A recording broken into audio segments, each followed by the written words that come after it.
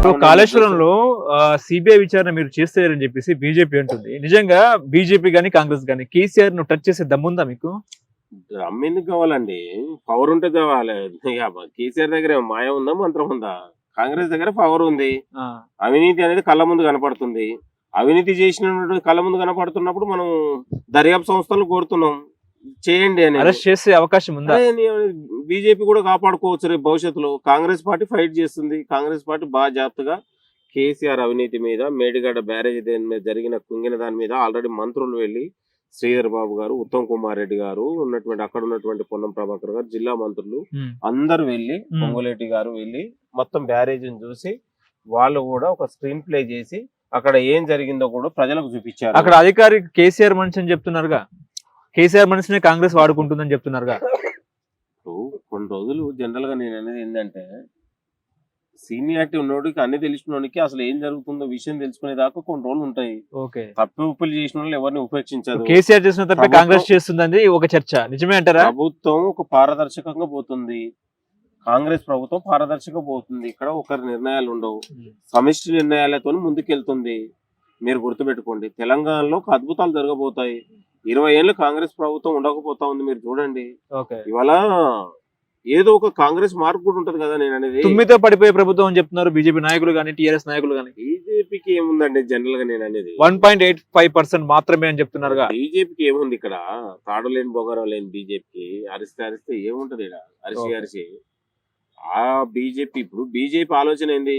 BRS అని గట్టెక్కలేకపోయినాం అనేది బాధ తప్ప, వాళ్ళకి కావాల్సింది కేసీఆర్ ముఖ్యమంత్రి కావాలి. బీజేపీ వాడికి కాంగ్రెస్ వచ్చే వరకు వాళ్ళ కళ్ళమంట అవుతుంది. నేను అనేది ఇప్పుడు ఇద్దరు చీకటి దొంగలే కదా. నేను అనేది ఆ చీకటి దొంగలు ఎంఐఎం చీకటి దొంగ, ఈ ముగ్గురు త్రిమూర్తులు దొంగలే కదా. నేను అనేది దొంగలు కలిసి ఊర్లు పంచుకున్నట్లాగా ఇప్పుడు ఆ గజ దొంగకి ఈ గజ దొంగ సపోర్ట్ చేసిండు కదా. ఇప్పుడు కాబట్టి వాళ్ళు కడుపు మంట ఉండొచ్చు. ఇప్పుడు నా క్వశ్చన్ ఏంటంటే, నిన్న కేటీఆర్ అన్నారు ఏంటంటే, తెలంగాణలో సీఎం పేరు కంటే, సీఎం పదవి కంటే, సీఎం పేరు కంటే కేసీఆర్ అనే 3 అక్షరాల పదమే పవర్ఫుల్ అని చెప్తున్నారు.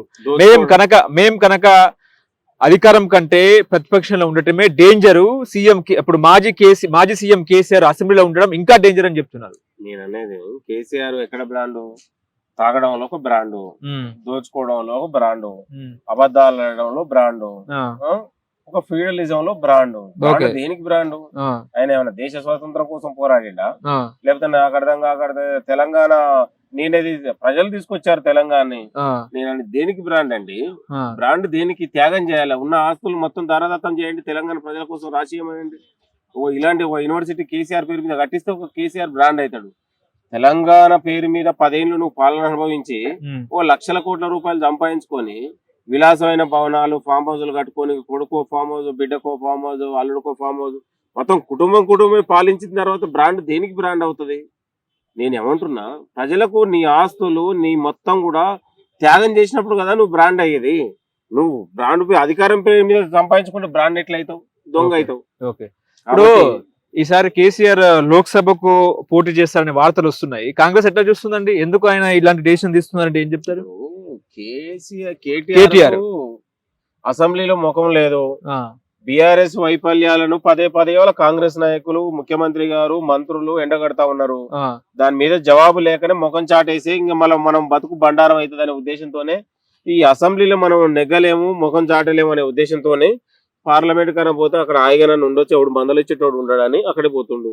అసెంబ్లీలో ఎక్కడ చూసినా కూడా వాళ్ళ పాపాలు పడుతున్నాయి కదా, వాళ్ళ పాపాల పుట్టలు తవ్వుతా ఉంటే వస్తా ఉన్నాయి. కాబట్టి వాళ్ళ ముఖం ప్రతిదానికి ముఖం చాటేసుకోవాల్సి వస్తుంది.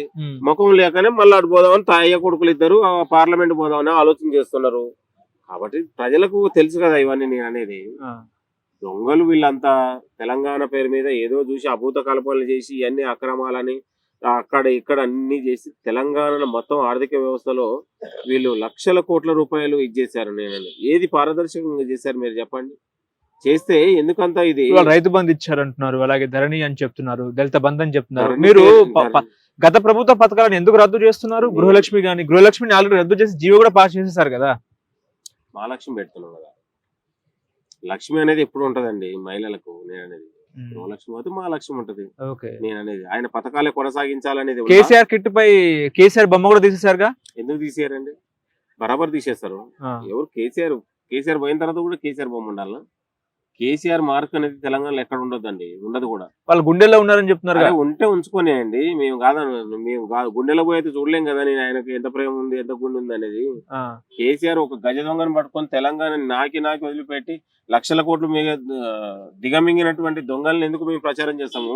ఆ, పారదర్శక పాలన ఇవాళ ఇందిరాగాంధీ, రాజీవ్ గాంధీ ఎందుకు సజీవంగా ప్రజలలో ఎందుకున్నారు? ఉమ్, దేశవ్యాప్తంగా ఎందుకు వాళ్ళకు గాంధీలకు ఎందుకు ఇంత పేరు వస్తుందంటే వాళ్ళకి ఎక్కడ ఆస్తులు ఉండవు, ఆ, వ్యాపారాలు ఉండవు, ఉమ్, ప్రజల కోసం ఈ దేశం కోసం త్యాగం చేశారు కాబట్టి వాళ్ళు సజీవంగా ఉంటారు. ఇలాంటి దొంగలు ఎందుకు ఉంటారండి? నేను జైళ్ళలో పోయి దొంగలు ఎందుకు ప్రచారం చేస్తాం మేము? ఆ. మీరు ఆలోచన ఇప్పుడు చేయండి. రేవంత్ రెడ్డి శాసన మండలిని ఇరానీ ఛాయ్తో పోల్చడాన్ని ఎట్లా చూస్తారండి? నేనేమంటున్నాను, ఒక ఫ్లోలో చెప్పేటప్పుడు సామెతగా చెప్పొచ్చు. నేను అనేది ఉమ్. అక్కడ అంటే పోతే అసెంబ్లీని కూడా ఇరానీ ఛాయ్తో పోల్చారా? నేను అనేది ప్రైవసీని ఉండాలి. అసెంబ్లీ అంటే, శాసన మండలి అంటే అక్కడ పోతే ఎందుకంటే ఒక ప్రైవసీ ఉండాలనేది ఆయన కోరుతా ఉన్నాడు. గతంలో ఒక చుక్కరామయ్య లాంటి వాళ్ళు వచ్చేది, ఒక పెద్ద పెద్ద ఒక చరిత్రకారులు, ఉద్యమకారులు, ఒక నేపథ్యం వాళ్ళు వచ్చేది. ఇవాళ మొత్తం ఎవడెవడో వస్తా ఉన్నాడు. అంటే సంబంధం లేని రాజకీయాలతో సంబంధం లేని, మినిమం రాజకీయ విలువలు లేని వాళ్ళు కూడా అక్కడికి వస్తా ఉన్నారు. దానికి దీన్ని కంపేర్ చేశాడు. ఇప్పుడు చుక్కారామయ్యకు మంత్రి మల్లారెడ్డికి తేడా ఉంది కదా. మల్లారెడ్డికి చుక్కారామయ్య అనేవాడు ఒక విద్యావేత్త, ఒక విలువలు గల ఉన్నాడు. ఉమ్, అంటే చుక్కారామయ్య లాంటి వాళ్ళు కూడా అప్పుడు కనబడుతుంటే ఓ నమస్కారం సార్ అంటే ప్రభుత్వాన్ని ప్రశ్నించే విధానం, ప్రశ్నించే తత్వం, ఆ, వాళ్ళ నడవడిక అవన్నీ గొప్పగా ఉండేది. ఇవాళ అసలు అక్కడ పోతే ఉమ్, అంత భూ కబ్జాదారులు, రియల్ ఎస్టేట్ వ్యాపారులు, ఉమ్, వ్యభిచార కేసులు ఉన్నాడు, మర్డర్ కేసులు ఉన్నాడు అక్కడ కనపడుతుంటే అసెంబ్లీ, శాసన మండలిలో ఉమ్. దాని విలువ ఏంది అనేది ఆయన చెప్పుకొచ్చాడు. ఓకే. మీరు ఆలోచన చేయండి. ఇప్పుడు ఈ లోక్సభ ఎన్నికల్లో కాంగ్రెస్ పార్టీకి ఎన్ని సీట్లు వచ్చే అవకాశం ఉంది? కాంగ్రెస్ కు వస్తాయండి ఈజీగా, ఒక 15 సీట్లు వస్తాయి. ఆ, ఇప్పుడు సోనియా గాంధీని ఎందుకు తీసుకొస్తున్నారని తెలంగాణకు అంటే ప్రపోజల్స్ పెట్టినారు మీరు.